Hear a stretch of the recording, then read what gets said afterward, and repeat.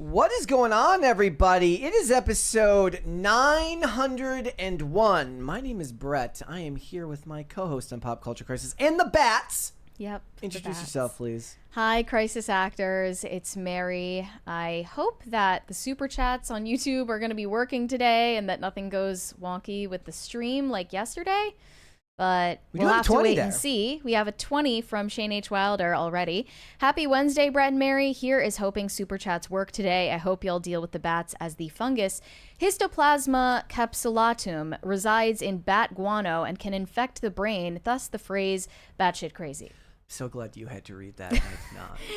Yeah. The number one thing whenever you're out of town is just... it's so much reading, and I would like to contend that I can comprehend reading just fine, though there are definitely times where I read back something, I'm like, I don't remember that word being there. But reading out loud, I don't do as well. Another 20 from Weary Traveler, Miley Cyrus jump scare in the thumbnail. Yeah, well, not to worry. I think that you'll find it's mostly engagement bait. Yes, we're going to debunk it. But I mean, she does look a little bit disturbing just without the editing. Yes. Yeah, we were just discussing the possibility before the show. We always get into the most interesting discussion right before the show starts. Right before we start. We were just discussing, I don't know, what would you guys think if we just became an e-drama channel and we just stopped talking about pop culture and we only talk shit about YouTubers and personalities on X. Honestly, it would take even more Twitter beef. That actually kind of it sounds like it would be easier, but it wouldn't. It would take infinitely more work because by the time you get to anything, there's 9,000 pages of lore behind everything. Yeah, and you have to farm all of these links and so people are deleting stuff left and right. It would be a very hard job. Shout out to the e-drama YouTubers out there. It can't be easy. It's got to be a lot of work. Got hard drives upon hard drives of screenshots that you got to keep safe and use them for posterity. It's a lot of work. All right, guys, we got a bunch of stuff to get into today, as we always do. But before we get started, hit the like button, please, on this video and subscribe to the channel if you are new here and you have not subscribed here yet already. YouTube's doing funny business. As I noticed yesterday, it wasn't just the super chats having problems. I also saw a drop in subscribers, and since we all know that that's impossible and that nobody would ever actually unsubscribe from PCC, you should go ahead and make sure that you're subscribed and then resubscribe if you have been removed from the channel, which does happen to other channels. People tell all the time. We have heard that before. Yeah. So we got another 20 there. From Phil B. Why beg your listeners to pay you? Do the brands that you advertise mindlessly via your overlords at YouTube not pay enough? We don't do ad reads. Yeah, we don't do any ad reads. Do you watch our channel? And also, you are paying us. You just sent us money. But thank you for that. We appreciate that. We appreciate it. So, you must be new here. Again, hit the like button on the video. Subscribe to the channel if you are new here and you have not subscribed here yet already. Please and thank you. Remember to share the episode out with everybody in your life that you know, everybody in your life that you both love and hate in equal measure. The more people that you share it with, the faster this channel can grow. So thank you guys so much for that. Remember, as I always say, argue with people in the comments section. Engagement is the crux of things. You can help us grow. Get into a super chat battle with that guy. Argue with people back and forth in the super chats. we encourage you to do that. So we got a bunch of stuff to get into today. Number one being this topic about Miley Cyrus. People are saying, what the hell happened to Miley Cyrus? Or I suppose if you don't want to swear, HE double hockey sticks. What the HE double hockey sticks happened to Miley Cyrus? Well, what you will learn as we get into it is it's a whole lot of engagement bait and Photoshop, but we're going to talk about it because it is a discussion that's happening uniquely on X. It has not followed it into the real world, at least not from the first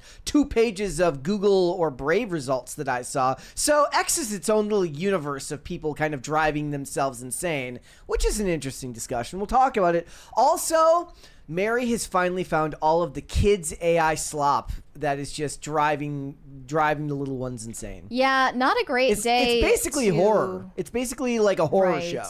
After yesterday's tomfoolery from YouTube's end, I am worried about covering something that's critical of YouTube, but the content that gets algorithmically served to children who are using YouTube is basically AI slop nightmare fuel, and it's extremely disturbing. Yeah, I'm not gonna lie, like half the content that shows up on my But the AI slop that you see, and like the ones that I've seen you send me, it's like cats rescuing babies. It's always like something weird but wholesome or neutral. The things that we're talking about are like violent, gore, like sex content. That does end up, and so in some of the ones that I have, what it is, it's like the cat rescues the baby, but then like another animal comes around and tries to kill the cat, so the cat dodges it and then kills the other animal and barbecues it and feeds it to the kids. That's a real video that you saw? I don't know if I sent it to you, but yeah, it's crazy. It's always to the most wholesome music you've ever heard. Meow meow meow meow meow meow meow. So we're gonna talk about it. We got a bunch of stuff. Why is it always the Billie Eilish song? Yes. Right? Well, the other one is it's the Charlie Puth song. Which one? Like See You Again. Meow meow meow meow meow meow meow. I have the whole song of that from Cats. Yeah. So we got that. We got also Ashley Sinclair made her return to X with a whole new podcast episode. She has since deleted that podcast episode, so we're going to talk a little bit about it. We'll get into it. You said Sinclair, but just to be clear, Saint Clair. Talking about Saint Clair. I think that Ashley Sinclair on X is an adult actress.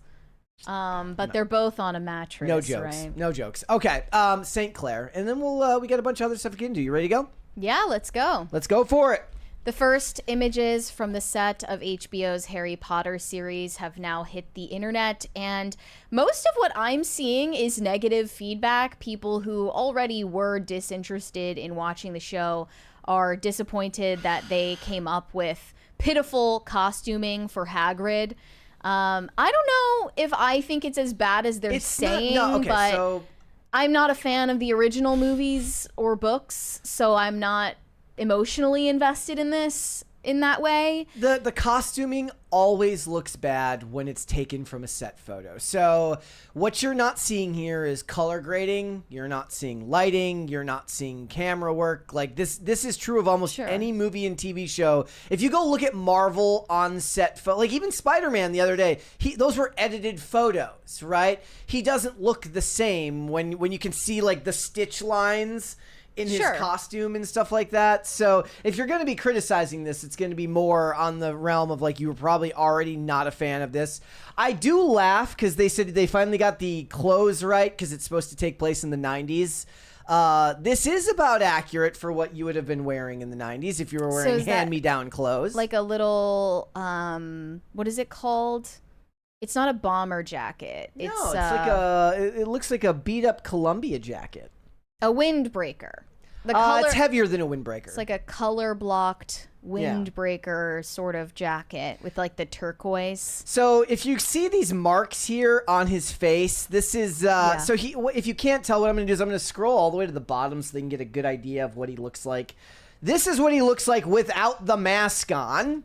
Right there. I didn't even recognize him at first. I mean, it's quite well done, and these are most likely tracking markers that will be used for post-production to really seal up the look when he's on camera. I didn't realize that they were just going to have him in a mask. Like, why didn't they just choose an actor who looks more like the character then? I mean, I'm guessing he's the best actor they got, and he does look like him once they put the mask on him. And they probably always wanted to do that to get, that size of a face. Well, someone said that they don't believe it's actually Nick Frost on set. They said it's a mask worn by a taller performer to give Hagrid his height, and that's not even Nick Frost with the marks on his face. Oh, I mean, and they said they'll be CGIing his mouth movement on in post-production. But that's, at that point, why'd you even hire Nick Frost? I mean, if I look at it here, and you go up to here, is that just a totally different guy? Why would you do that then? I know, that's what I'm saying. Like if that's true, that's kind of insane. So then you're really just hiring him to overdub the lines? Right? I guess? I have no idea, but I did not recognize him in costume compared to out of costume. Yeah. That's kind of wild if true. I'm going to go ahead and say that I approve of this look of, 90s Harry Potter. He's wearing Dudley's hand-me-down clothes. This is about right. Are the jeans right? The jeans, yeah. I mean, he's not wearing Jinkos. I don't know if they wore Jinkos in the in the UK. 9-year-olds wear Jinko jeans. One thing that did kind of draw concern to me, which I forgot about until just this moment, like last week, there was like an article written about how they spent 7 days on location at this burger shop. Which is like, there's one throwaway scene that's in the, I don't know if it was in the movies, but in the books, where after Hagrid takes Harry to Diagon Alley for the first time, after he finds out that he's a wizard, they get like a cheeseburger on the way back to dropping him off at the Dursleys, because he doesn't go straight to Hogwarts, he goes back to the Dursleys until school starts. And I was like, if they spent 7 days in a burger shop shooting like 9,000 hours of coverage, they're going to be 200 years old by the time this is done. Yeah, that's crazy. Like 7 days on location. Did the burger joint just like... I didn't know that about the story though. Like, British people eat cheeseburgers in the 90s. Apparently. It's not all, what is it? Why wouldn't they get something shepherd's British? pie? They should go get a takeaway. Maybe that was only in the get a Chinese. Actually, it would be funny if that was only in the Sorcerer's Stone version, not the Philosopher's Stone version that they released in the UK. Did he eat something different in the British version? British people even now don't really like eat cheeseburgers, right? Yeah, I remember the lines. They say they 90s. sat down at the burger place and sat on the plastic chairs, and I remember those lines from the book very specifically. But all I could think about was just like on day 6, how many, like Harry's fat now. How many takes do you need? One of the tweets reacting to the Hagrid photos said, "This is how I learned that Nick effing Frost is playing Hagrid. F you, Nick, for having no backbone and integrity. Your words mean nothing. Absolutely nothing." They're very mad at him because he's like pro-trans rights, but he's doing... I think, if I remember correctly. That's why they're mad. So there he is. They got the glasses correct. You can see the marks on his face there. I can't tell if it's the actor is so tall or if it's that the child is short. It's also crazy because he's on the edge of the curb here. So he's yeah, actually I didn't taller. even notice that. He's actually taller. That's done on purpose right there, I'm sure. To like frame the shot better. Child actors get way more opportunities when they're shorter than average. Yeah. I was watching a JB Spooky Reviews X-File review for like an episode from season 6 where they were doing all these one-take camera shots, and because they were doing this really ambitious camera shot, they couldn't use what they would call Scully's box, which is the box she would always stand on to make her not as short as she actually was, so that she actually looked closer in height to David Duchovny. But we have more than that here. This is the entirety of the new Weasley family. So it looks like we're going to be having broccoli cuts if we're not careful. Well, it looks like 2 of them are actual brothers. Twins, yeah. Twins. Because the Fred and George are actual, identical twins, so they have to do that. I said I am kind of surprised that they cast actual gingers. Yep. In 2025, maybe this is a vibe shift. So I guess this would be Percy Weasley. He doesn't look quite smarmy enough, but... Oh, he looks pretty smarmy. And I'm going to go ahead and say Molly Weasley looks a little too thin.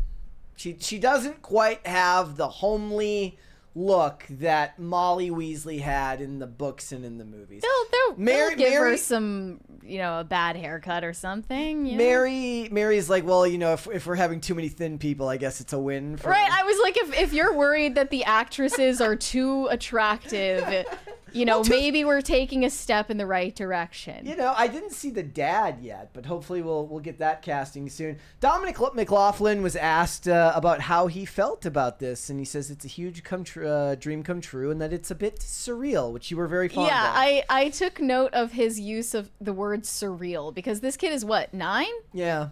He's not as well spoken. He is not as well spoken as Arabella Stanton, who's very well spoken. Yeah, I wouldn't have used that word at his age, but these kids are very smart. And they're charming. Yeah, you'll maybe you won't fall in love with the actress here, but she's very charming for. She talks just like Hermione in the early movies. Here we go. It's Leviosa, not Leviosa. It was very funny because I got back from school and my parents said, right, we need to have a talk to you about your behaviour. And I was like, what have I done wrong? I was so nervous that they were going to tell me off and I'd be like suspended from school. And they were like, okay, so you're going to be playing the part of Hermione Granger in the audio series. And I just stopped for a few seconds. I was like, what? I thought it was about behaviour. I was like so shocked. And I was like, oh my gosh, I was so happy. I think I talk quite like Hermione. And in audio, you have to pronounce your words a lot. And so I think Hermione sort of overdoes that because she talks very well. It's a little bit younger, I think. So yeah, I think I had to pitch a little bit higher and pronounce my words more.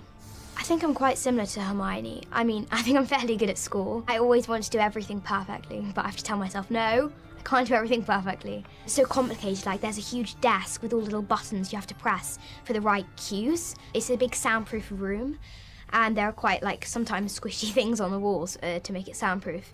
And I mean, you wear a set of headphones, and the director talks into your headphones to give you tips on the lines. It's time to find out what magic sounds like. Okay.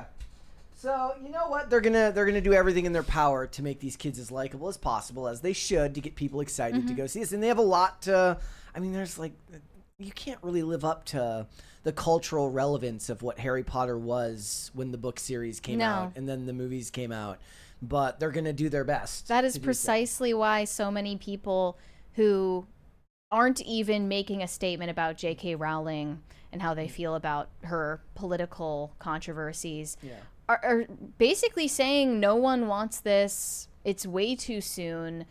It's already, the movies are already fresh. You don't need to reboot it this close after the original movies. And it's just something that people are automatically uninterested in because it's been done so... It's something that they remember from 15 years ago. Not to mention the fact that they got it done in record time. Think about how long it takes to make a season of Stranger Things now. Ugh. Getting the movies done as quickly as they did was kind of impressive. Right. If you really think about it. And it's weird because the movies have become synonymous with winter and Christmas. They're synonymous with the Christmas and I guess to a lesser extent the Halloween season, but mostly Christmas. Yeah. People kind of think about watching these movies around the holidays. And I don't know if it will necessarily dilute the cultural influence of the originals, but it's not going to have the ability to stand on its own the way the originals did. One of the tweets that I saw after these images came out said, "Raise your hand if you will not be watching that embarrassing and quite frankly pathetic Harry Potter reboot." And I genuinely can't tell if this person is saying it because they dislike J.K. Rowling or if they dislike the Snape race swap.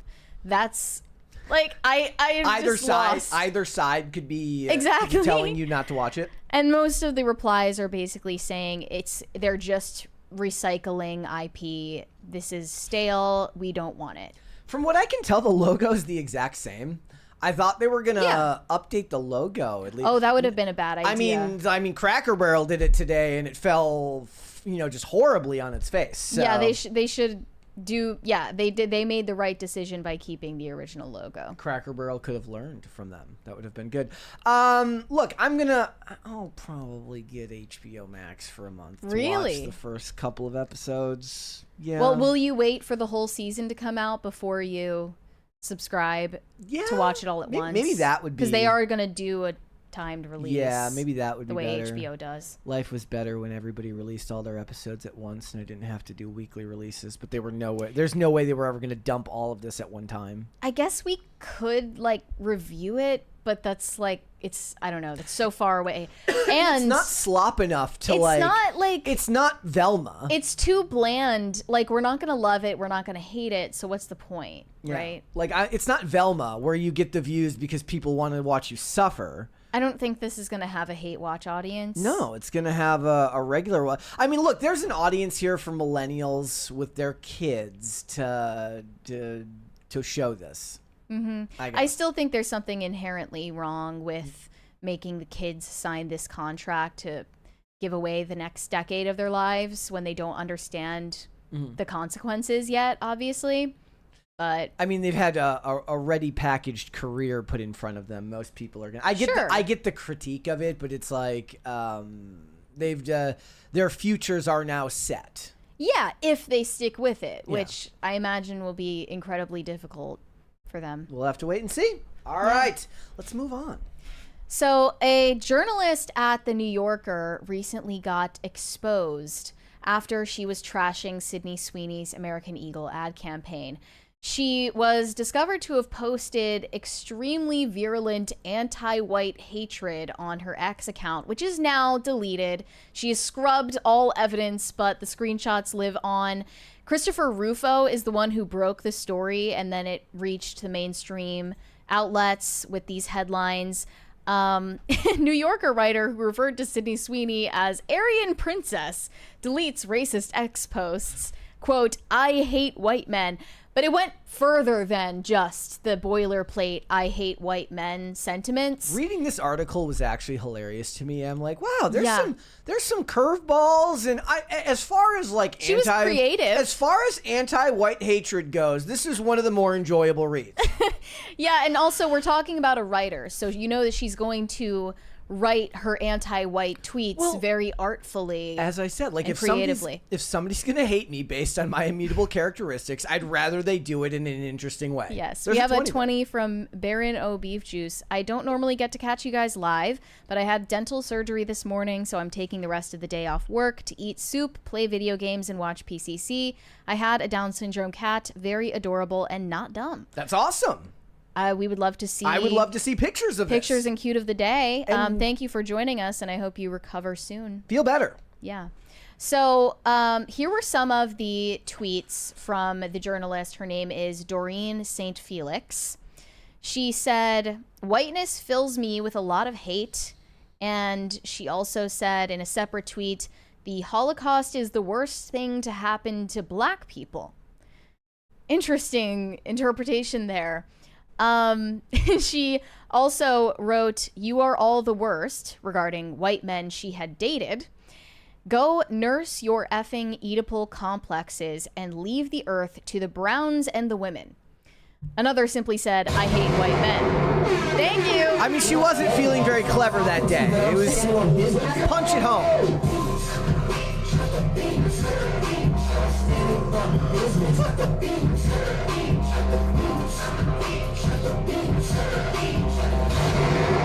Okay, it's getting good. Forgive me. She has not dated white men. That was a mistake. She actually is dedicated to never having children with a white man. In one of these tweets, she declared she would be heartbroken if she had kids with a white guy. She also admitted that she writes like no white is watching. But then they started watching, and then you deleted your account. Her antipathy extended to broader claims, including assertions that white people's poor hygiene literally started the bubonic plague, lice, and syphilis. She suggested that we lived in perfect harmony with the earth pre-whiteness, and blamed environmental destruction specifically on white capitalism. I always suspected. She made references to the Holocaust quite frequently.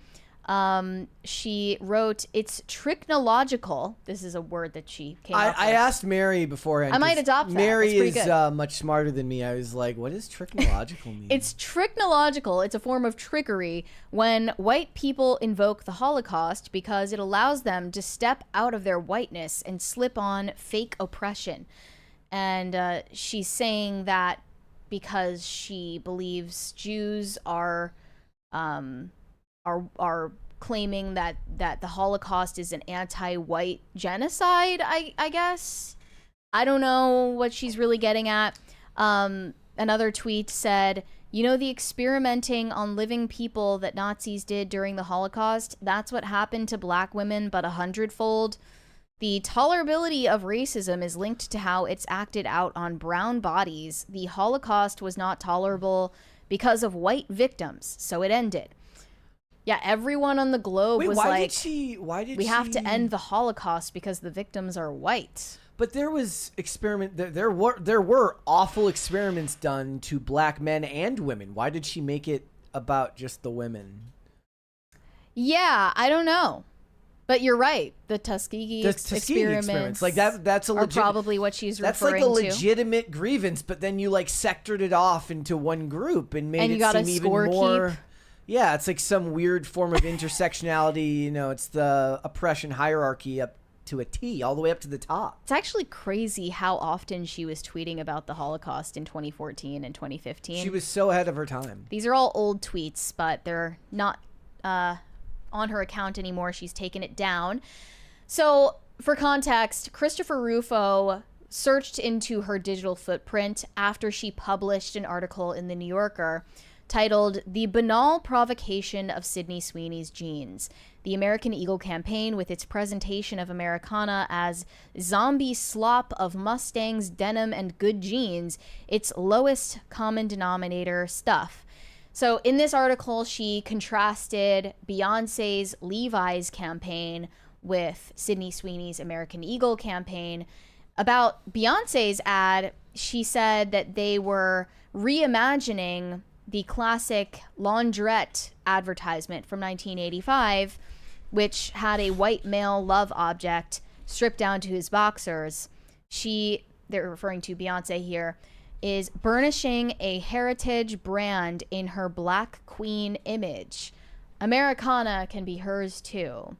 So this is her celebration of Beyonce and straight into trashing Sydney Sweeney.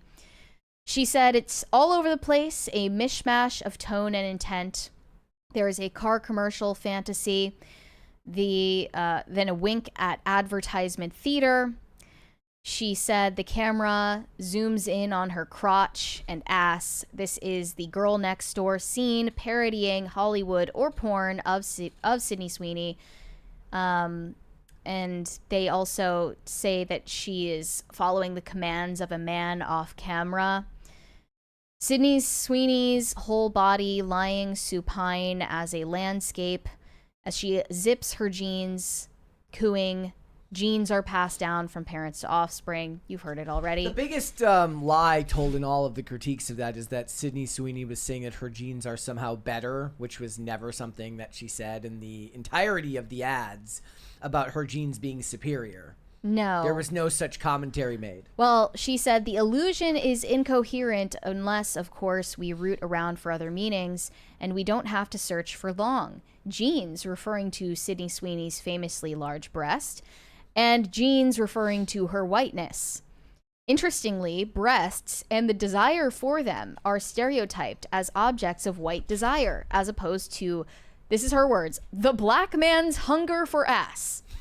Sweeney, on the precipice of totalizing fame, has an adoring legion, the most extreme of whom want to recruit her as a kind of Aryan princess. To them, she signals a rejoicing in a perceived return to a bygone beauty standard in the wake of all that overzealous feminism they blame on the left.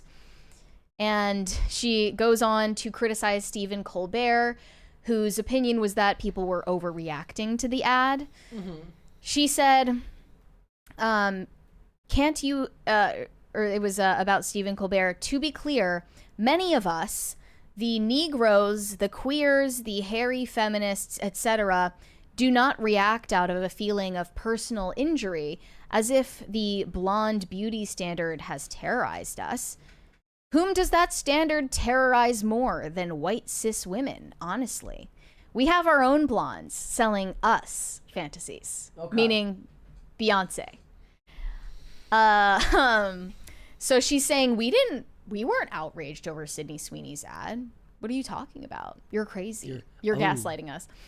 And then she talks about how Sydney Sweeney views herself more as a brand or a business than an artist. Yeah. I mean, I would actually consider that probably accurate. Yeah.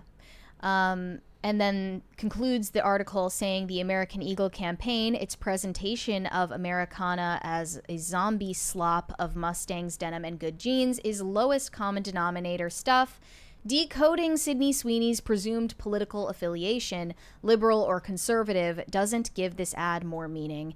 It is what it is. So the op-ed was actually saying it's not all it's cracked up to be, and the people who should be mad about it are white cis women, but, you know, actually Beyonce is like, way better than Sydney Sweeney, and we like totally don't need Sydney Sweeney, and Beyonce had a way better commercial, and she's the only blonde bombshell that we need.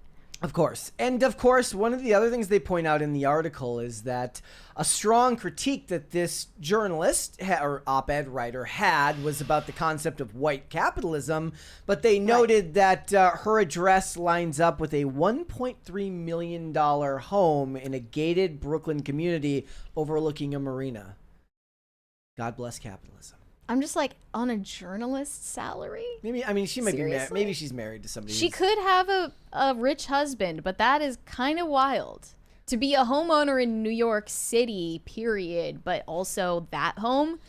Yeah. I would believe a swanky apartment, but that's crazy. Look, work. I don't see a further confirmation saying her listed address corresponds with that. Right. There would need to be more. That could mean a lot. That could mean a of lot of things. things. That's not necessarily, but it is funny if it is true. They also mentioned that she was named in a Forbes 30 under 30 media list back in 2016, and it was 2 years after those "I hate white people" tweets. But that's back then. That was just, case du jour journalist discourse. You were just allowed to do that. No one really bat an eye. Was BuzzFeed tier. Hashtag feminism intersectionality. And as I said before, like, look, if you're gonna be incredibly hateful towards my immutable characteristics, I'd rather you be clever. Thank you. And at least she's skinny. She's got that going for her. So right. At least she's not a fat tub of lard. We've got that going for us. Thank you. Now what's happened is Doreen's account is deactivated. Christopher Rufo posted about her deleting her account, and also her employer, The New Yorker, blocked Christopher Rufo on X, as if that's going to do anything. Yeah. And then he said The New Yorker is facing a dilemma. If they fire Doreen St. Felix, their left-wing employees and subscribers will screech. If they don't, they look cowardly, associating their brand with weapons-grade race hatred and risk a federal civil rights investigation. Let them squirm. I mean, like, what civil rights investigation? She has shitty opinions. Yeah. Like, I don't know what recourse he thinks he could possibly find for this. They'll just be like, look, she's got bad opinions, but we support people having whatever opinions they want here, and then quietly fire her in 6 months if that's what they wanted to do. The only way you could actually investigate this for a federal civil rights violation is if she discriminated against a white fellow employee at the company. Yeah. Otherwise, but there's no allegations of that. She just has shitty opinions. I mean, it's probably true. It's probably true. She probably is like one of those people who just like doesn't section off their hatred on social media and just lets it out all the time. That's depressing. She's a miserable woman, and I think that she's just jealous. YJJ, you're just jealous. Okay. Jealousy is a disease, bitch. Get well soon.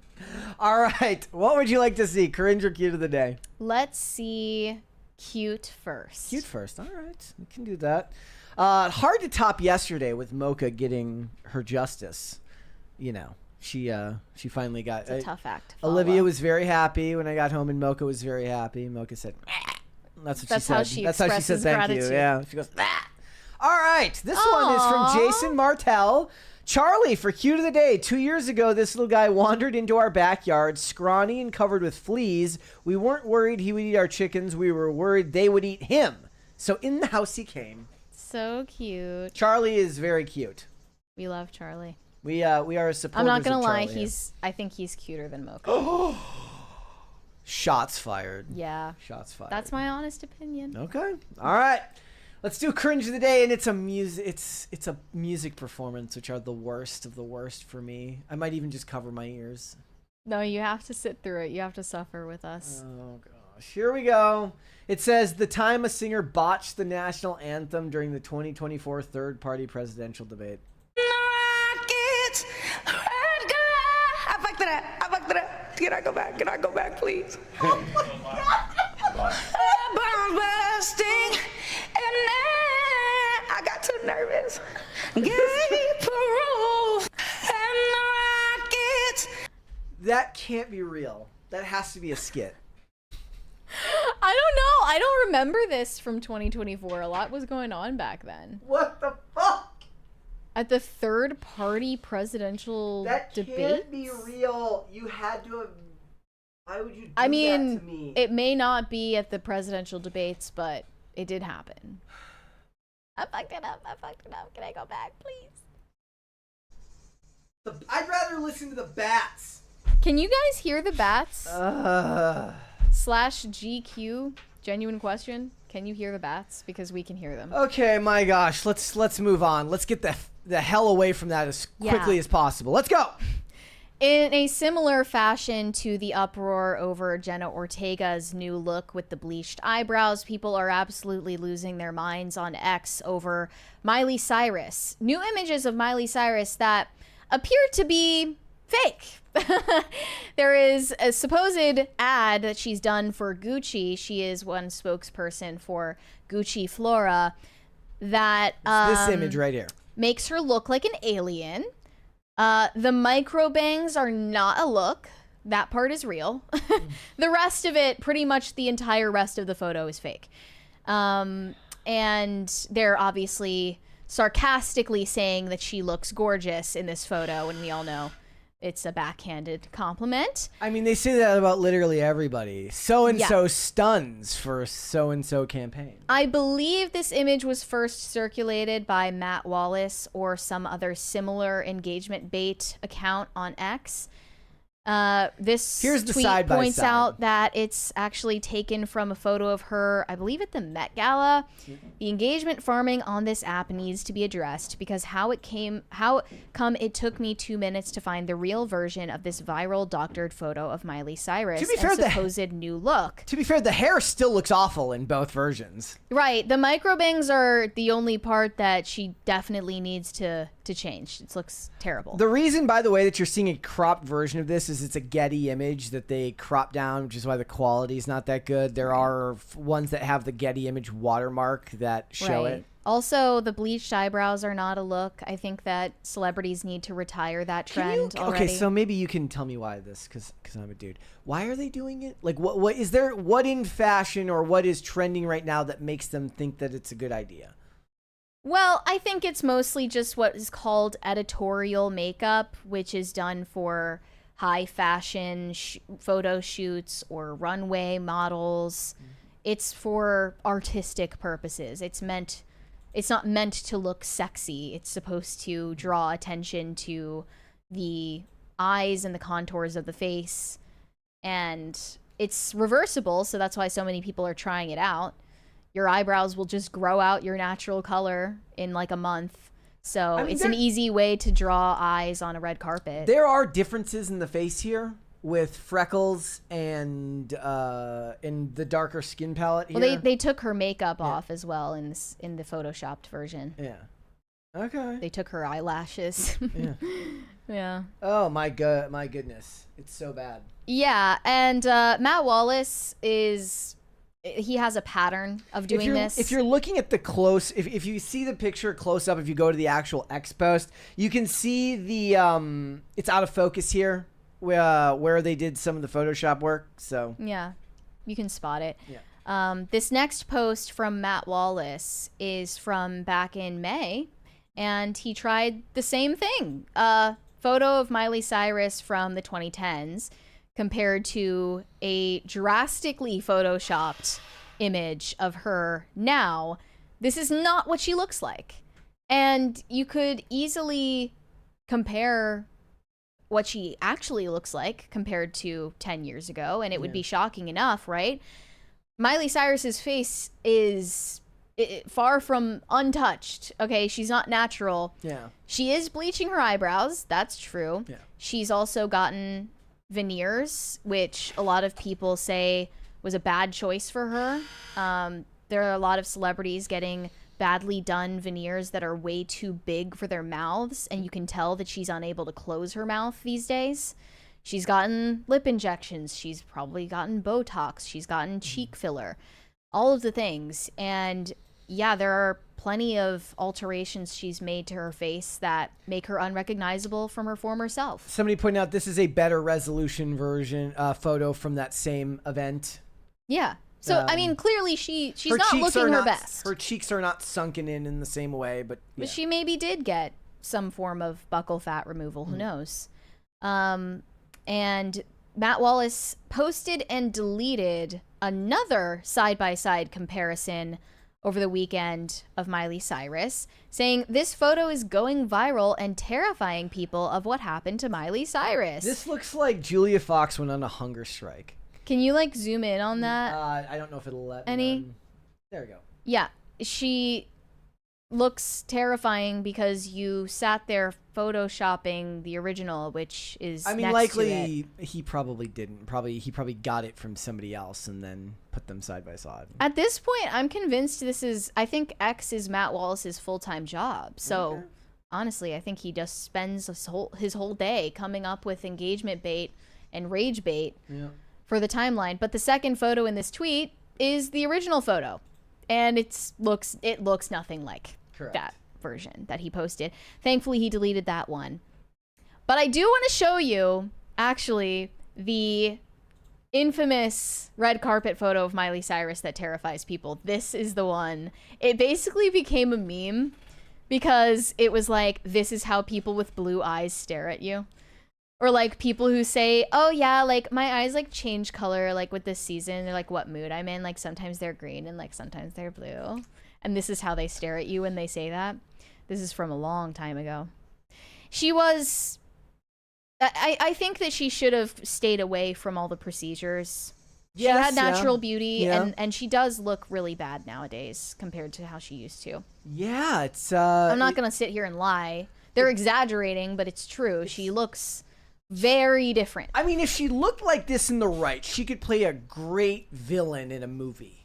Like, she's got Skeletor vibes that could make her some type of evil queen. I'm filled with dread because they just gave her the ability to perform all of her Disney Hannah Montana songs on stage again. And she has teased the idea of going on tour with the Hannah Montana wig and everything. And she's probably going to capitalize on that. But she looks nothing like the version of Miley Cyrus that played that character. So it's just going to give everyone really Uncanny Valley vibes.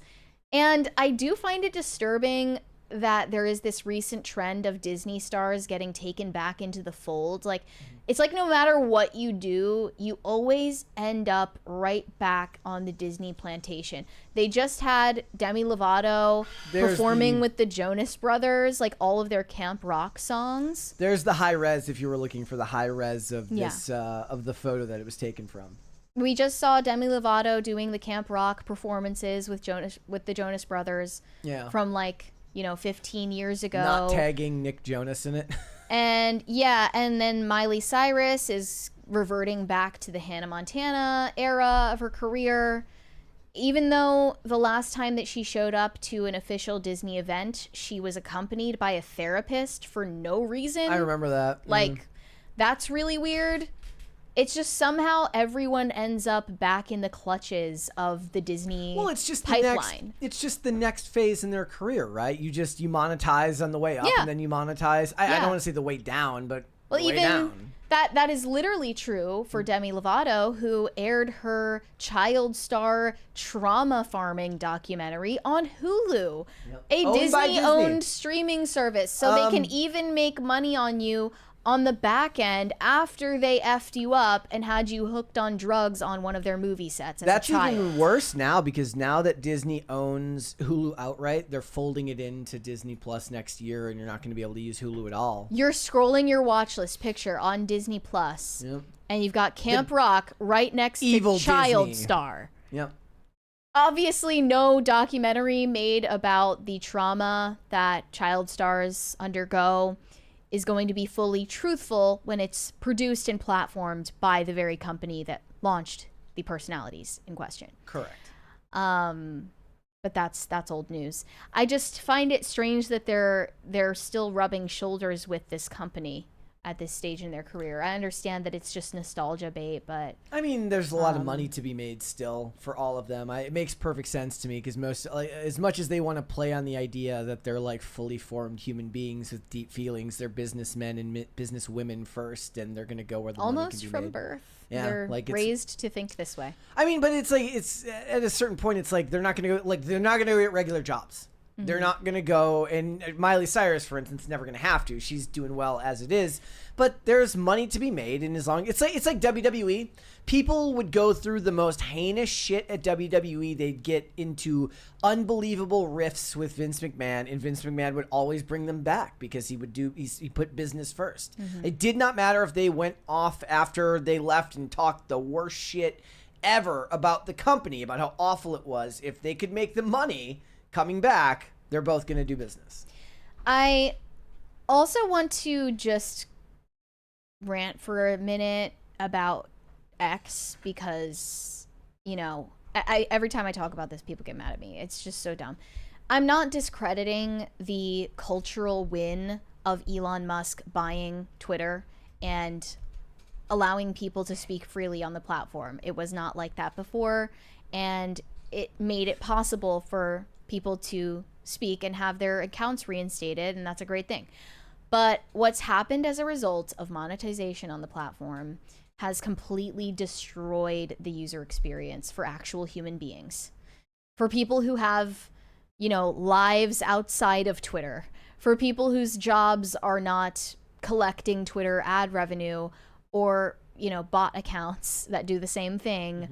It's almost intolerable. No one on the app is like having an actual conversation with other human beings. It's almost entirely like video content that is designed to generate as many spam responses as possible. You go to any viral tweet, the reply section for any viral tweet is just made up of more attempts at viral tweets that have nothing to do with the source material. Film Twitter gets some, like, okay, so like every day I read a new viral tweet about some opinion on the making of movies and stuff like that. That seems like people having, like, one of the ones recently was like they were critiquing the fact that in the new Superman movie, Superman, who has X-ray vision, couldn't see through Ultraman's helmet and see that he was looking at a clone of himself. And the tweets were like, CinemaSins has forever irrevocably destroyed film criticism because it's just nitpicking. Yeah. And whenever you see those types of tweets, it's people having honest, in those debates, that's exactly the type of thing that people would have argued about, like in a comic book shop 10 years ago or 15 years ago. So, but when you get into politics or you get into the internet culture and stuff like that, you're not wrong. It sucks. I did see a tweet It's boring. from Verbal Riot today. If you don't know who that is, you should go follow him and then follow him on YouTube. He's great. He's like opened X today. He's like, well, got up, worked out, ate breakfast, opened X to see that Elon put new outfit choices for his AI girlfriends. He's like, sometimes I miss old Twitter. I miss old Twitter. I'm not gonna lie. And I got censored a ton on old Twitter. Yeah. Admittedly. I'm not on my first account, believe it or not. And it's shocking. It was so much better. Like when you at least had the feeling of rebelliousness maybe for skirting the rules, and at the very least you knew that the people you followed are actual human beings. The people that you're having discussions with, even if they're toxic, and you're constantly, you know, arguing with people on old Twitter, you knew that like at least their heart's in it, right? Like at least they're genuinely trying to get you riled up because they're being toxic, not because they're trying to siphon ad revenue off of the engagement, you know? So in the chat, Dorpheus says, X is way more based, you are just woke. She's not talking about whether it's based or woke. She's saying that nothing's real anymore. Okay, people like you are what's wrong with X. And everything is incentivized through monetary gains, so you lose lose focus on actual discussions, and things go more towards something that's going to get them clicks, regardless of whether or not it's actually beneficial information. That chat, I don't remember who that was. That chat encapsulates everything that's wrong with the le discourse on X. It's everything just has to be either based or woke, and everyone's like, cry harder, liberal. I'm just like, I'm bored. I can't use X anymore for any prolonged period of time other than for the show. Because it's not interesting. It's a bunch of videos. No one's making jokes anymore. It's a bunch of videos of college sorority rush week that somehow has something to do with Sydney Sweeney because the algorithm knows that that's what's going to what you're going to click on. Something like Sydney Sweeney has started a cultural revolution with a bunch of girls who don't know or care much about Sydney Sweeney at all. They just want to get into their sorority and pledge. And that's just the latest example of it. It's been going on for a couple of years now. I'm just scrolling through Matt Wallace's page at the moment, and he's just posting videos that have like red arrows, and he's like, what do you notice? And he's just trying to get as many replies as possible. None of it means anything. Oh, here's another one. Rumors are circulating that nanotechnology was created by an otherworldly species. I always had my suspicions.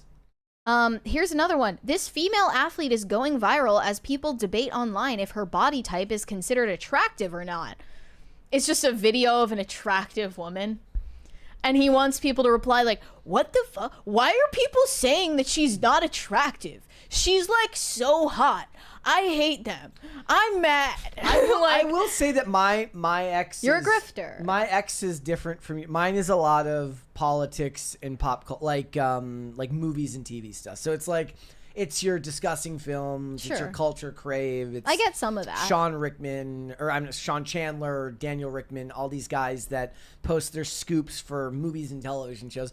But I think it's also like, do you interact with a lot of you don't interact with a lot of content. I right? don't even tweet anymore because it's no fun. So I think part of it is also like if you're not reacting or telling your algorithm what it is that you like, right? It's broad brushing you and giving you just the stuff that's going super viral. Mine tends to be, like I said, the other day we did a topic on when Mary was gone about the Mormon dating show thing, and I loathe to do it, but I bookmark two things. I never use the bookmark feature because the second you do, it's like, oh, so you like this? Love this, huh?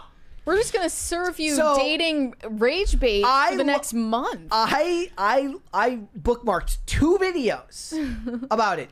I closed out of X. I opened it back up. It took 9 posts before I saw something that wasn't that clip. That's so annoying. 9. I mean, I bookmark things all the time for the purposes of the show, and that probably curates my algorithm, my For You page to a great extent.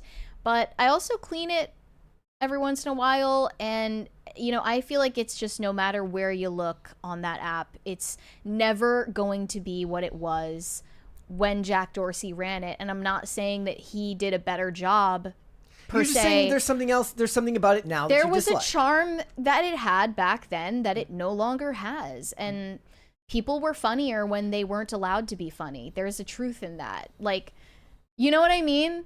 No, I get it. People are funnier when they're actually banned from being funny. to be fair, I don't have the interest in X outside of for my work. Like, you seem like you yearn for a time when X was used because it was actually an interesting platform that fulfilled you in some sort of way.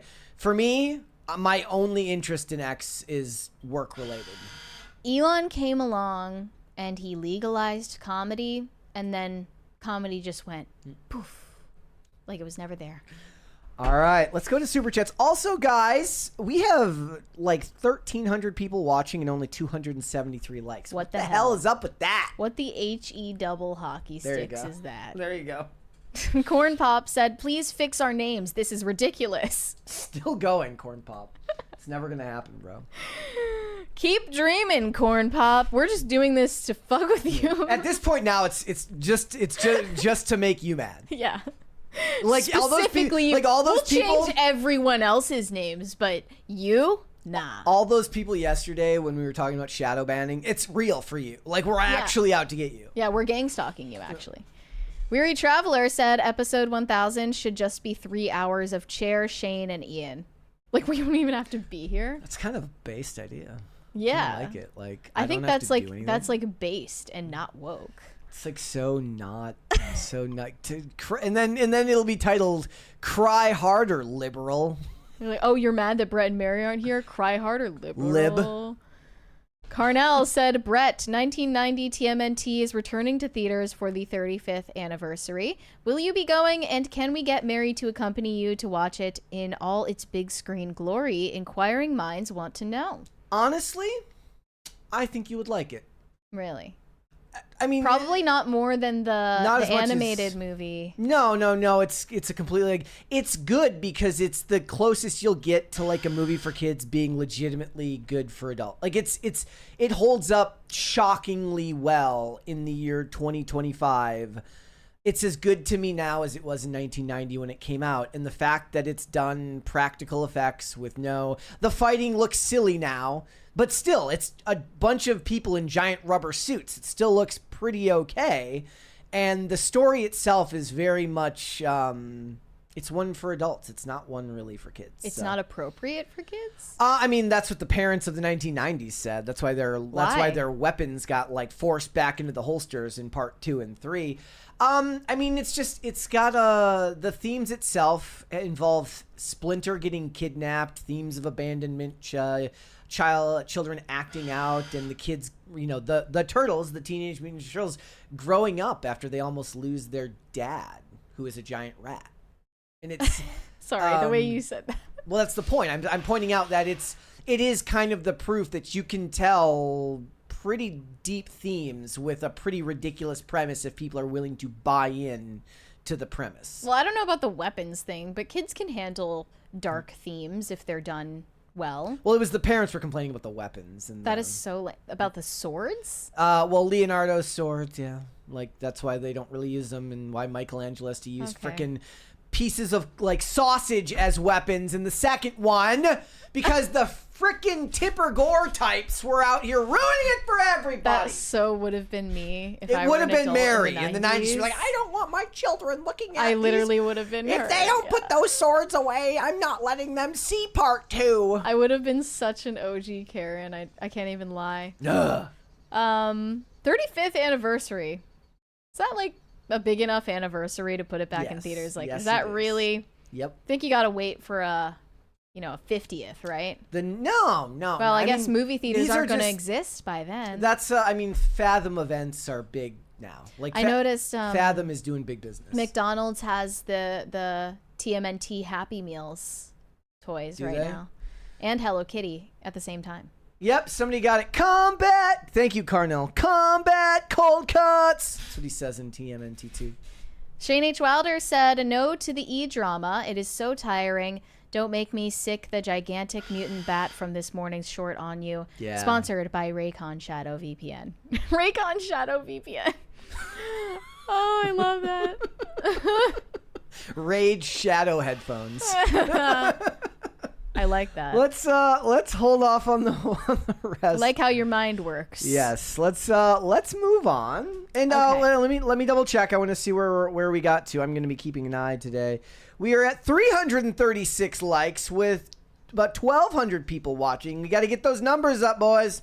All right. And women. I'm sure there's some ladies in there too. And ladies and thems. Exactly. Not really, though. Because I'm woke, right? I say things like that. 'Cause I'm Checkmate, so lib. woke. Okay, sorry. Guys, if you're parents, or even if you're not parents, you should be worried about the content that Gen Alpha is consuming online right now, usually unsupervised by their caregivers, because whether or not you're a parent, you are going to have to share a world with these people eventually, and the nightmare fuel AI-generated slop that they are being exposed to at a mass scale is going to break their brains permanently. This is something that I already knew was going on, but I hadn't seen it myself because this isn't my algorithm. There are basically tunnels of YouTube shorts that send children into the most nightmarish content you can think of. It's depicting gore content, children being abused and beaten, animal abuse, sexual violence, just anything you could possibly imagine. It's there, but it's using AI-generated anthropomorphic characters to introduce children to these disturbing storylines, and because they're obviously so young, they're so curious about it, and it's thrilling, and they don't know that what they're encountering isn't appropriate for them, and their parents certainly are neglecting to pay attention to what their kids are being exposed to. So this guy on Instagram, he has started an experiment, basically. He is taking blank iPads, multiple blank unused iPads, and he is opening YouTube with a normal account. So to be clear, the YouTube Kids app is a separate platform entirely, and it doesn't have a Shorts feature on YouTube Kids. But most of the time, the YouTube that kids are actually watching is just YouTube. And they are using the Shorts feature on it. So his experiment is basically going through the mainstream kids entertainment on YouTube, which includes Coco Melon, Miss Rachel, the Paw Patrol videos. Like it or not, like these aren't the most edifying videos to show a child, but they're mainstream and generally considered acceptable and not inappropriate for kids. And then he waits to see how long it takes for this disturbing content to get exposed to his algorithm. And it kind of is happening without fail every time that he restarts this experiment. And he's thinking YouTube is going to need to come up with an answer for this. So here was day one of his experiment. I don't want to hear anything from women about men not having unrealistic body standards after the abs on that cat. This jacked bodybuilding cat. Here we go. Has not gone well. I wiped this iPad, created a clean YouTube account, then trained it for an hour of only auto-played Cocomelon videos before watching every YouTube short it suggested, all the way through in order. This was the first short, and it only went downhill from here. This is the second one, and we're getting cats. Sorry. That was the first one shown. An AI-generated infant getting devoured by fire ants? Yeah. Okay. On beds, so the mom cat beats the kid cat, making it bloody, then abandoning it. Then we get a cat bombing a pond of geese to make a coat, then a very weird AI ad for Polybuzz trying to get kids to sign up for AI chatbots, and finally, the first real video we get is a kid wailing. Yes. Those were the first 5 videos I saw after an hour of Cocomelon. At this point, YouTube has decided this will mostly be a cat account. This one fat shames the mom cat, so the dad cat helps the mom fit into the unreasonably sized dress. Quick non-cat detours included Cuphead, saved from a fire, followed by a baby almost drowning but getting saved by Puppy, and See that? I see plenty of that. I see the baby getting saved by the kitty. Jesus, naturally. Then a baby's mother dies and his dad finds a new woman, so the baby digs up the dead mom to cry over her dead body. Then we're back to our cat's feed, this time with demon babies being birthed and diarrhea followed by abusive cat dads. I've been scrolling shorts for 30 minutes, then had to put it away. I'm not looking forward to day 2, but I'm going to keep going because this is real. I know the YouTube Kids app is the safer one, but kids aren't always watching that. They're going on Safari and looking up YouTube videos. So let's stop worrying about the boomers for a second and realize that the kids are at the highest risk. Day 1. Cat. Another comment asked who is prompting the creation of these AI videos. That's what I'm curious about. Yep. So he did a day 2 of the experiment just to see if like maybe he was jumping to conclusions. And it did the same exact thing after auto-playing Cocomelon videos. YouTube started awfully. The very first video was a mom cat poisoning a dad cat who vomits while being bitten by a hit cat as the baby cat watches. I'll just play the second video. It's nightmare fuel, and it's the kind of video that I was warned about and inspired me to do this series. It has 42 million views and manages to pack in multiple awful and abusive storylines all into one short. I need to remind you that this YouTube account mostly watches Cocomelon videos. And 2 videos later, it will serve me a Paw Patrol Academy ad. The algorithm still thinks this is a kid's account. The 3rd video was an abusive AI dad who is revenge poisoned by cat piss-infused Coca-Cola, and the next videos were all— Why Coke? That's the real Yeah, question. this is hidden who ad. who did Coke piss off to get used for poison? so weird AI ones. I know that awful kids content isn't new, but AI videos have an incredible scale. It's overwhelming. They're incredibly weird and completely lack transparency. Then the algorithm took a sudden turn, focusing on more traditional brain rot children's content like pet videos and weird animations. AI capybaras saving people from scary floods was the new pattern. Then it I mean, I'm kind I of kinda love that. I'm kind of down with being saved by I a kind capybara. of love the capybara heroes, but Yes. all got stale, and I saw less AI actually, but this seems to just correlate with it showing me more experimental videos with fewer views. So I want to introduce some more variables tomorrow. I'll start by watching some Mario videos, but would love your suggestions. okay. So okay.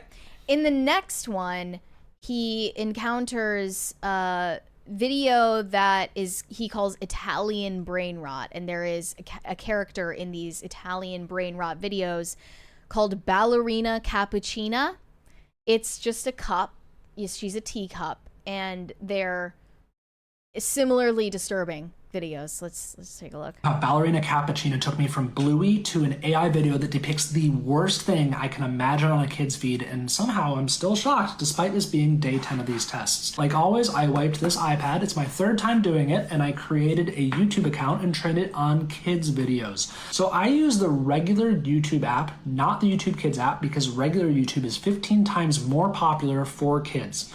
And when I would go back and forth between short and long form videos, the shorts were fine. I was getting mainstream arts and crafts videos with no harmful AI videos. Then I searched for Ballerina Cappuccina, and that was all it took. If you don't know about Italian brain rot, it's very popular for kids. And after just watching 3 of those shorts, I went back to the homepage, and the first video was fine, but then the second video was a cat video. Instant. I literally cannot tell you or show you what's in this video. I'll show little snippets that are not the graphic part, but there is a scene depicting the worst type of act towards a woman. Yeah, it's really bad, and it's wrapped in this sort of AI cat package. And from here on out, the next 20 shorts were noticeably worse than before I had searched for anything brain rot related. I try to focus on algorithms in AI videos. I stay away from parenting advice because I don't have kids, but I could not help but think about those Italian brain rot toys and how cultivating a kid's interest in this is a Trojan horse for other, more harmful AI videos because the YouTube algorithm doesn't know the difference. I need to show you how. Okay, so one of the top comments here says, my little sister has a Ballerina Cappuccina plush. I told her I didn't like it and she had a meltdown because she's obsessed with AI content. I wish there was a way I could block AI videos from her YouTube entirely. First of all, you can actually force the child to use the kids version of the app, which wouldn't have shorts. You could also try taking care of a kid and giving them toys to play with or activities instead of forcing them to spend hours in front of a screen because they don't know any better. And most likely what happened is they gave them like regular YouTube at first, not realizing that there was how much of a difference there was, and now the kid will never want to go back to using regular. Right, exactly. Like once in a way it's like they're searching for the same fear-based response, the adrenaline response of seeing these videos. Yep. It's addicting in a very unique way. And I don't like that he's making excuses for Cocomelon specifically, because Cocomelon is engineered just the same way to be as addictive as possible for children. I mean, we talked about it actually, that they do experimental research on child viewers at the parent company, which is called Moonbug Entertainment. They have audience research where they bring in children to their headquarters and they show them a handful of Cocomelon episodes to figure out exactly which parts of their shows are engaging and which are tuned out. For anyone older than 2 years old, the team deploys the tool called Distractatron. which is a small TV screen placed a few feet from the larger one that plays a continuous loop of banal real-world scenes. A guy pouring a cup of coffee, someone getting a haircut, etc., each lasting about 20 seconds. Whenever a youngster looks away from the Moonbug show to glimpse at the Distractatron, they jot down a note. There needs to be something tweaked in this episode so that it keeps them engaged without pause. So constant jump cuts, brighter colors, more noises, you know? They are engineering Cocomelon, which is mainstream for kids, just the same way as these AI videos are keeping them hooked. So I don't like that he is saying, oh, no, Cocomelon's just fine. You can sit your kid in front of Cocomelon for 12 hours and nothing bad is going to happen. No, the kids just need to stop staring at iPads. Like, the solution is so obvious. It's right in front of your face. It's closer to your face than the iPad. Yeah. So this next video is one where he's kind of asking what YouTube is going to do about this, and he's talking to the parents in his audience. So here's what he said. Told you I got these awful AI Kids videos after resetting this iPad with a kids account, going to YouTube on Safari, watching almost 4 hours of long-form children's videos, then watching every YouTube short it suggested all the way through. You might not believe this is where it goes, but it's the second time I tested this in 3 days with the same result. Yeah, I have a bunch of iPads. This is not good. I tried resetting the algorithm by watching more wholesome content, but it leads to the same dark place. Look at this suggested list. This is nuts. Bluey and Miss Rachel next to ants digging their way out of an AI cat's belly, and these freaky shorts.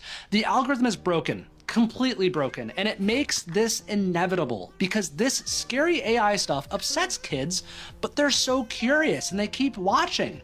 YouTube might say that the YouTube Kids app fixed this because it doesn't have shorts, but they cannot deflect this problem to parents and assume that they have the media literacy or control to force their kids onto the designated app. Kids just go to Safari and type YouTube because it's the most popular kids site. And its algorithm has been broken by scary and addicting AI videos targeting kids. Well, there's nothing the parents can do about it. Yeah. They don't have media literacy. They don't know about AI. Yeah. They don't know that their kid can search something on a Safari app instead of using an app. Yeah. The ant videos. If you're that dumb, if you are that horrors, dumb, you legitimately shouldn't be a parent. Body horror is going to rewire your kid's brain at that age.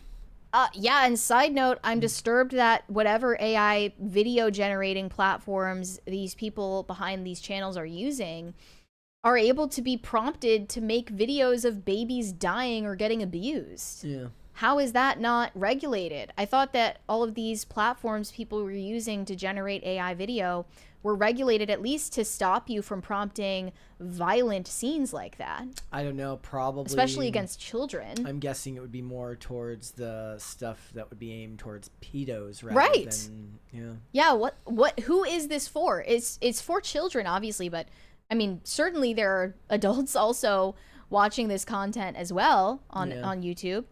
But here's the thing, like, he's taking the blame off the shoulders of the parents. Simply don't give the kid an iPad. Do not leave babies alone with iPads. Do not give them unfettered internet access. Yep. It's really not that complicated. It might be difficult, especially if you've become accustomed to having your kid supervised by an iPad for years.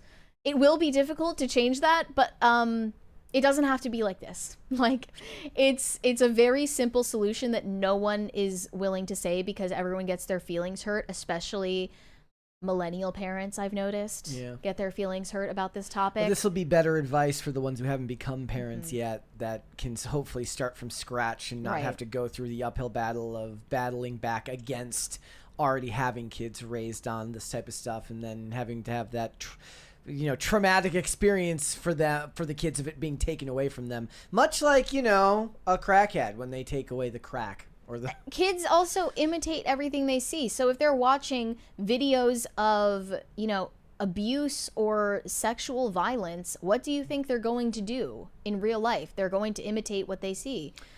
Anyway, I also saw another creator point out that well-known published children's books are not only being used as a prompt for AI, but they're just being straight up stolen by AI generated YouTube content. This guy found one example. New fear unlocked. Just unlocked a new fear about AI as I was sitting here with my kid because my wife left me for the day. She left me for the day. She'll be home tomorrow. She needed time to go hang out with friends. And I said, go, I have the baby. But when you have the baby, that means the baby has you. And he grips your brain and he tires you out. And you do eventually what all parents do, which is you turn to a screen and you say, enjoy 5 minutes with the screen. In this case, my television, right? Babies can watch YouTube on television. That's fine. I put on the YouTube Kids. Not fine. I figured this will be great. You know what happened when I opened up the YouTube Kids? I go and I open it up and I see a thing that I recognize from before. I see this thumbnail, which is an exact copy of this book, which I read to my kid all the time. Every parent of a toddler has these first 100 words books. I see this, first 100 words, first 100 animals. I say, let's go. It's just gonna be somebody reading this book, right? Wrong, the whole thing is AI.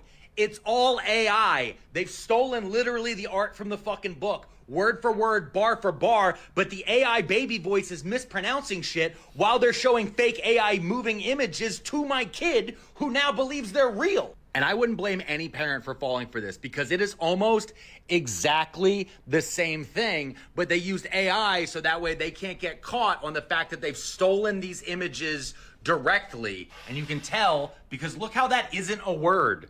There's actual words in the real original image.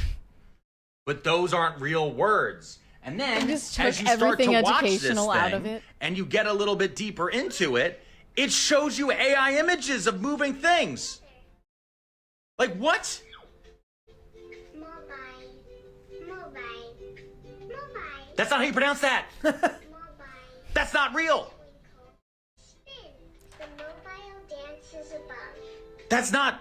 See, it's worse. Back in the day, if your kid ended up stupid because you were stupid, that was one thing. Now the kid could end up stupid because you just weren't smart enough to, like, you know, catch out the charlatans. Right. You're a parent now, you are stuck because you need to make sure that you understand and know where the information that is being put into your toddler's head is coming from. Because right now, you need to go to trusted sources. Like, I trust Miss Rachel, I trust Sesame Street, but hey, here's a fun thing I noticed about that exact channel that I was just showing you. That same channel's ripping off Miss Rachel. This is her exact book. I read this to my kid all the time. They ripped off her book too, and she's a trained childhood educator, and they're teaching kids how to speak wrong, which is her exact mission. I want you to think of all the possible ways to pronounce this word. Uh-oh, they're gonna get me on this one. Milk. Think of all the possible ways that Miss Rachel would pronounce this word right here. You ready for it? I don't think you are. Meek.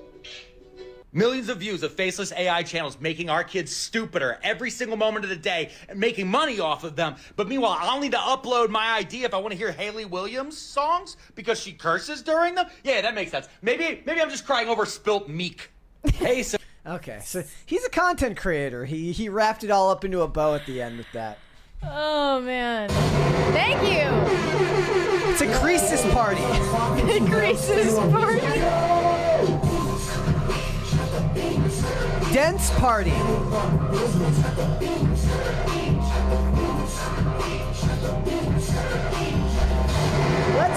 Let's wrap it up. I just am so frustrated with people skirting around responsibility for their own parenting. Yeah.